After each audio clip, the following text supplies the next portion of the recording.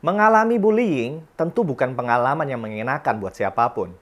Mau itu dikata-katain, dipukulin misalnya, sampai dipermalukan, atau dikucilkan secara sosial.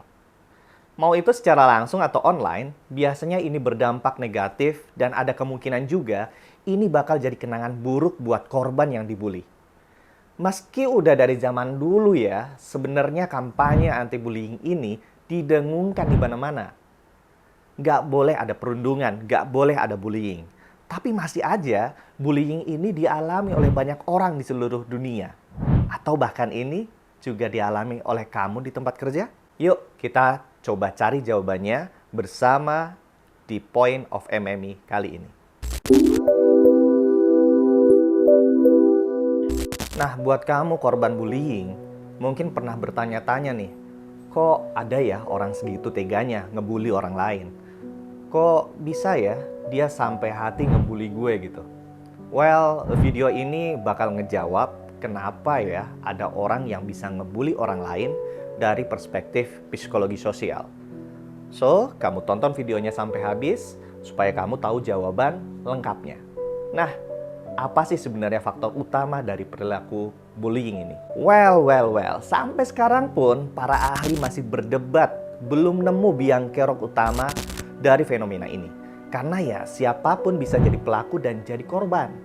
Tapi salah satu artikel dari sekelompok peneliti asal Kanada yang baru saya baca akhir-akhir ini menyajikan pandangan yang menarik soal perilaku bullying pada anak-anak, remaja, dan dewasa. Artikel tersebut intinya ngerangkum berbagai temuan dari penelitian yang udah ada soal bullying. Salah satu poin yang utama adalah bahwa perilaku bullying adalah salah satu bentuk penyalahgunaan relasi kuasa. Power relation di kalangan anak-anak, remaja, dan apalagi orang dewasa di lingkungan kerja.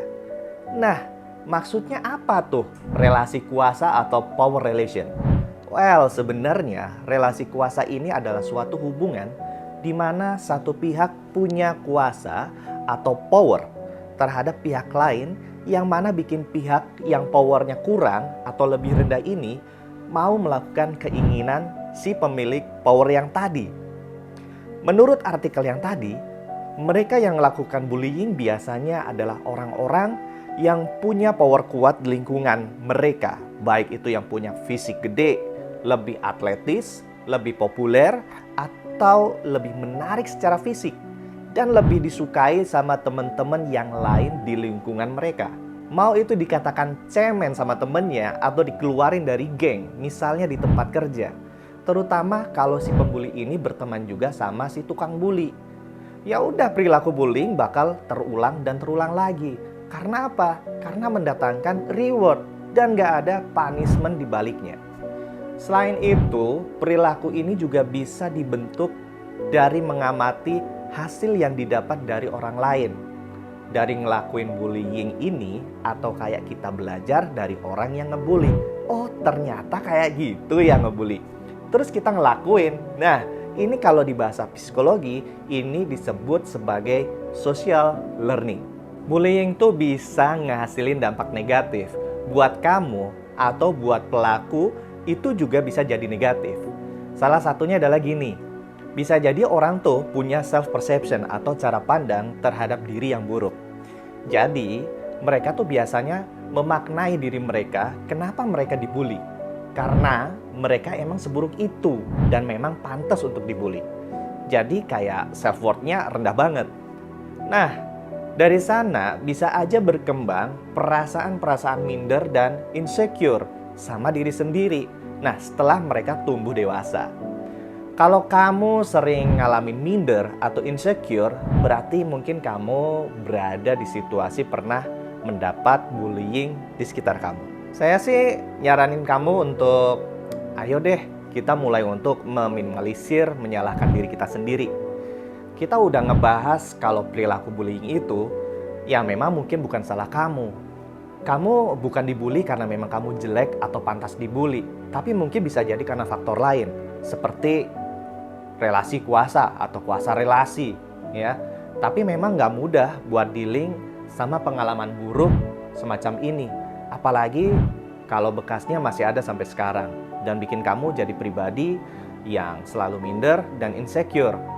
Tapi bukan berarti kamu nggak bisa ngelakuin apapun. Aku ada beberapa alternatif yang bisa kamu lakukan. 1. Komunikasi terbuka. Ajak teman tersebut untuk berbicara secara terbuka dan jujur tentang perilaku bullying yang dilakukannya. Tunjukkan bahwa kamu peduli padanya dan ingin membantu memecahkan masalahnya. 2. Pendidikan tentang dampak bullying. Berikan pemahaman kepada teman kamu tentang dampak negatif dari perilaku bullying, baik bagi korban maupun bagi dirinya sendiri. Bantu dia menyadari bahwa tindakan tersebut tidaklah baik dan dapat berdampak buruk pada hubungan antar teman. Yang ketiga, menawarkan dukungan dan pertemanan positif. Bantu teman kamu merasa termasuk dan diterima dengan cara menawarkan dukungan, pertemanan, dan pengakuan atas hal-hal positif yang dia lakukan. Ini dapat membantu mengurangi kebutuhan atau dorongan untuk melakukan bullying. Yang keempat, intervensi bersama. Jika memungkinkan, ajak teman-teman yang lain yang juga merasa peduli untuk melakukan intervensi bersama. Dengan dukungan dari beberapa orang, pesan tentang pentingnya menghentikan perilaku bullying dapat lebih kuat. Yang kelima, melibatkan pihak otoritas atau orang terpercaya, atau bahkan atasan. Jika upaya untuk berbicara langsung dengan teman tersebut tidak membuahkan hasil, pertimbangkan juga untuk melibatkan pihak otoritas seperti atasan kamu atau level yang berbeda di atas kalian untuk memberikan bantuan dan dukungan. Ada kok berbagai macam intervensi, berbagai macam treatment psikologi yang udah dikembangkan buat mengatasi dampak bullying dan bisa kamu dapat dari tenaga profesional. Kayak misalnya, kalau di Micromadani Institute, kamu bisa akses berbagai layanan mulai dari konsultasi bareng mentor, konseling dengan tenaga profesional, kelas online, dan juga team building untuk melatih kekompakan tim di kantor. Sampai di Micromadani Institute juga menyediakan pelatihan serta event organizer untuk kalian atau perusahaan kalian mengatasi masalah bullying, supaya yang terdampak berat oleh kasus bullying ini tidak berkelanjutan. Kamu bisa kepoin kita di website micromadaniinstitute.com. Di sana udah banyak coach-coach yang siap buat nemenin kamu untuk jadi pribadi yang lebih baik di tahun 2024. Jangan lupa buat ngikutin kita di semua sosial media agar informasi ini nggak berhenti di kamu. Ayo sama-sama selangkah lebih baik karena harapan itu nyata. Sampai ketemu di Point of MMI selanjutnya.